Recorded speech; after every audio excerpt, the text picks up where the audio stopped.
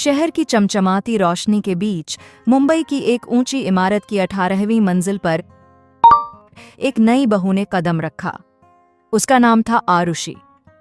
24 साल की आरुषि दिल्ली से सिर्फ शादी करके आई थी। उसका पति राहुल एक बड़ा बिजनेसमैन था जो हमेशा विदेशी मीटिंग्स में व्यस्त रहता था। शादी के सिर्फ 10 दिन बाद ही राहुल को लंदन जाना पड़ा था।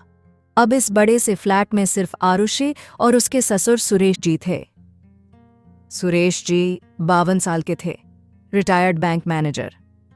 5 साल पहले उनकी पत्नी का स्वर्गवास हो चुका था, तब से वे अकेले ही रहते थे। स्वभाव बहुत शांत, समझदार और केयरिंग। जब आरुषि पहली बार घर में घुसी तो उसने झुककर पैर छुए। सुरेश जी ने मुस्कुराते हुए आशीर्वाद दिया, खुश रहो बेटी, ये घर अब तुम्हारा भी है। पहले कुछ दिन आरुषि को सब कुछ अजीब लगा। ऑफिस से थक कर लौटती तो घर में सन्नाटा। राहुल से फोन पर बात होती, पर वो हमेशा जल्दी में। सुरेश जी सुबह चाय नाश्ता तैयार रखते, शाम को डिनर भी वही बना लेते। आरुषि मन ही मन सोचती, ससुर जी इतने अच्छे कैसे हो सकते हैं। एक शाम आरुषि ऑफिस से बहुत थकी हुई लौटी। उस दिन उसका प्रमोशन हुआ था, पर बॉस ने नई जिम्मेदारी भी दे दी थी। वो सोफे पर बैठी चुप थी। सुरेश जी ने बिना कुछ पूछे उसके लिए अपनी खास अदरक वाली चाय बनाई और पास बैठ गए। बेटी, आज कुछ ज्यादा थकी लग रही हो। आरुषि ने मुस्कुराकर सारी बात बताई। सुरेश जी चुपचाप सुनते रहे, फिर बोले, जिम्मेदारी बढ़ना मतलब तुम पर भरोसा बढ़ा है, तुम बहुत काबिल हो। उनके इन शब्दों ने आरुषि के दिल को छू लिया। उस रात उसे पहली बार लगा कि इस घर में कोई है जो सचमुच उसकी परवाह करता है। धीरे धीरे दिन बदलते गए। राहुल का लंदन वाला प्रोजेक्ट महीनों तक खिंच गया। वो हफ्ते में 1-2 बार ही फोन करता। आरुषि अब शाम को घर लौटने का इंतजार करने लगी थी। सुरेश जी के साथ बातें करना, उनके साथ चाय पीना, पुरानी यादें सुनना, सब अच्छा लगने लगा। दोस्तों, अगर आपको ये कहानी अभी तक पसंद आ रही है तो प्लीज़ अभी चैनल को सब्सक्राइब कर लीजिए। सच में आपका सपोर्ट देखकर ही मैं इतनी मेहनत से नई कहानियां लिख पाता हूँ। एक छोटा सा सब्सक्राइब बटन दबाने में 2 सेकंड लगते हैं, पर मुझे पूरे हफ्ते की एनर्जी दे देते हैं। प्लीज़ कर दीजिए, धन्यवाद। एक रविवार को सुरेश जी ने कहा, बेटी आज पुरानी फिल्म देखते हैं, आनंद चलाऊं? आरुषि ने हंसकर हाँ कर दी। फिल्म शुरू हुई। सुरेश जी हर सीन की छोटी छोटी बातें बताते जाते, कैसे वो फिल्म रिलीज के दिन अपनी पत्नी के साथ गए थे, कैसे जिंदगी कैसी है पहेली गाना उनकी जिंदगी पर सटीक बैठता था। आरुषि की आंखें नम हो गईं। उसे लगा कि सुरेश जी के अंदर कितना प्यार और कितनी यादें दबी हुई हैं। एक दिन आरुषि ने देखा कि सुरेश जी पुरानी एल्बम देख रहे थे। उसमें उनकी शादी की, राहुल की बचपन की, उनकी पत्नी की तस्वीरें थीं। आरुषि चुपके से पास बैठ गई। सुरेश जी ने मुस्कुराते हुए हर फोटो की कहानी सुनानी शुरू की। आखिरी पेज पर एक फोटो थी सुरेश जी और उनकी पत्नी हंसते हुए। आरुषि ने धीरे से कहा, आप बहुत खुशकिस्मत थे। सुरेश जी ने लंबी सांस ली और बोले, खुशकिस्मत तो अब भी हूं बेटी, क्योंकि तुम इस घर में आई हो। धीरे धीरे दोनों के बीच एक गहरा रिश्ता बनने लगा था, न सिर्फ ससुर बहू का, बल्कि 2 अकेले दिलों का। आरुषि को सुरेश जी की हर छोटी बात का ख्याल रहता। अगर वो सुबह थोड़ी देर से उठते तो वो चुपके से चाय बनाकर उनके कमरे में रखाती। सुरेश जी को अगर हल्का सिरदर्द भी होता तो आरुषि दवा लेकर आती। दोनों एक दूसरे की खुशियों का ध्यान रखने लगे थे। एक शाम आरुषि ऑफिस से बहुत उदास लौटी। प्रोजेक्ट में गड़बड़ी हो गई थी। बॉस ने सबके सामने डांट दिया था। वो सोफे पर बैठी चुप थी। सुरेश जी ने बिना कुछ पूछे उसके लिए गर्म दूध बनाया और पास बैठ गए। बेटी, जो हो गया सो हो गया, कल नया दिन है। आरुषि की आंखों में आंसू आ गए। उसने कहा, सुरेश जी, राहुल को तो फर्क ही नहीं पड़ता मैं दुखी हूं या खुश। आप ही हो जो मेरी हर बात समझते हैं।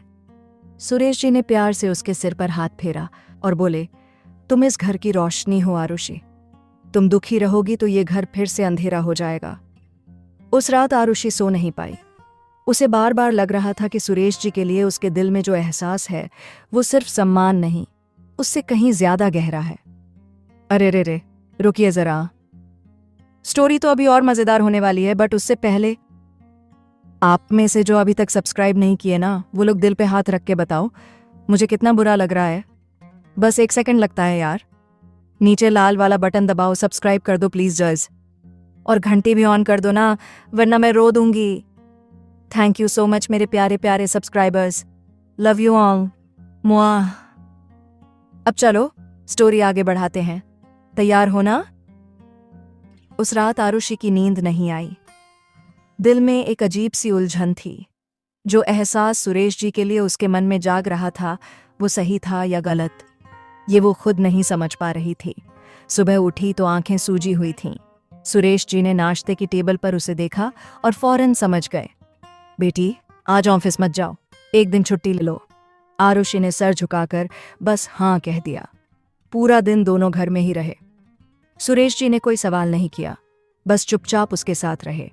दोपहर में आरुषि ने खुद किचन में जाकर सुरेश जी की पसंदीदा खिचड़ी बनाई। जब प्लेट सजाकर उनके सामने रखी तो सुरेश जी की आंखें भर आईं। तुम्हें याद था कि मुझे खिचड़ी पसंद है? पापा, आपकी हर छोटी पसंद मुझे याद है, आरुषि ने धीरे से कहा। पहली बार उसने सुरेश जी को पापा नहीं, बल्कि सिर्फ आवाज में इतना प्यार भरा था कि दोनों एक दूसरे की आंखों में देखकर चुप हो गए। शाम ढली। बालकनी में दोनों बैठे थे। सूरज डूबने की लालिमा चारों तरफ फैली थी। आरुषि ने हिम्मत जुटाई और बोली, सुरेश जी, मुझे आपसे कुछ कहना है। सुरेश जी ने मुस्कुराकर कहा, बोलो बेटी, दिल में कुछ भी हो मुझसे छुपाने की जरूरत नहीं। आरुषि की आवाज कांपने लगी। मुझे नहीं पता ये सही है या गलत, लेकिन जब से मैं इस घर में आई हूं मुझे लगा कि कोई मेरा अपना है। राहुल शायद कभी समझ ही ना पाए, पर आपने मुझे वो प्यार दिया जो मुझे कहीं नहीं मिला। मैं आपके बिना अब रह नहीं सकती। सुरेश जी स्तब्ध रह गए। उनकी आंखें नम हो गईं।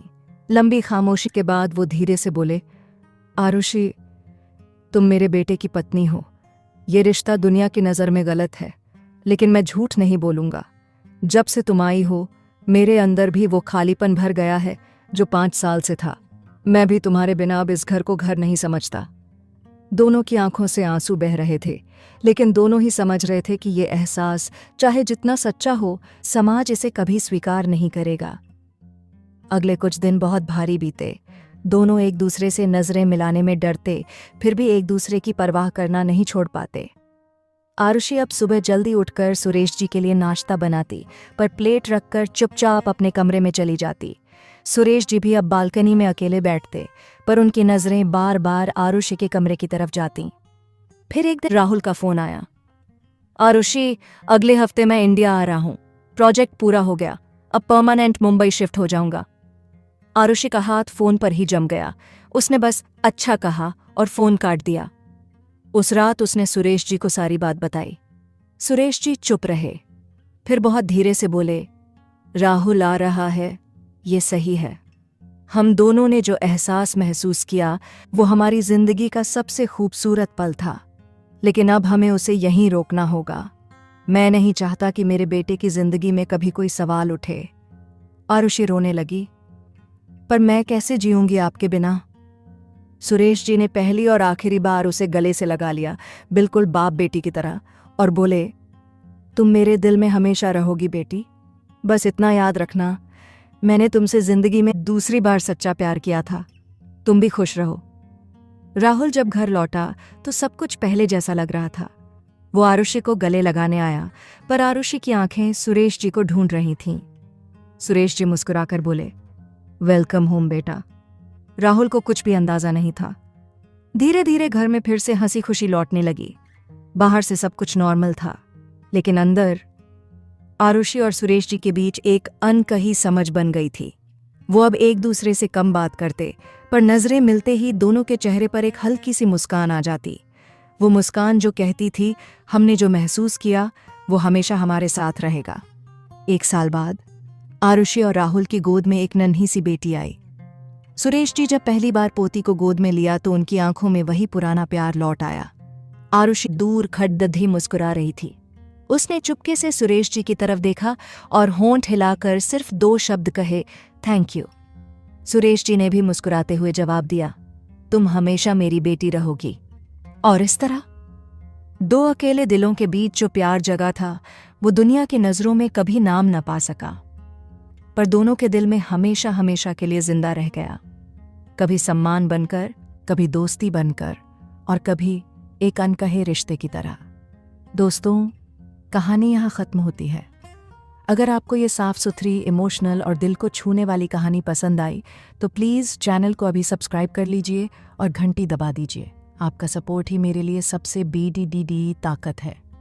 अगली कहानी बहुत जल्द आएगी। तब तक खुश रहिए, अपनों का ख्याल रखिए। नमस्ते।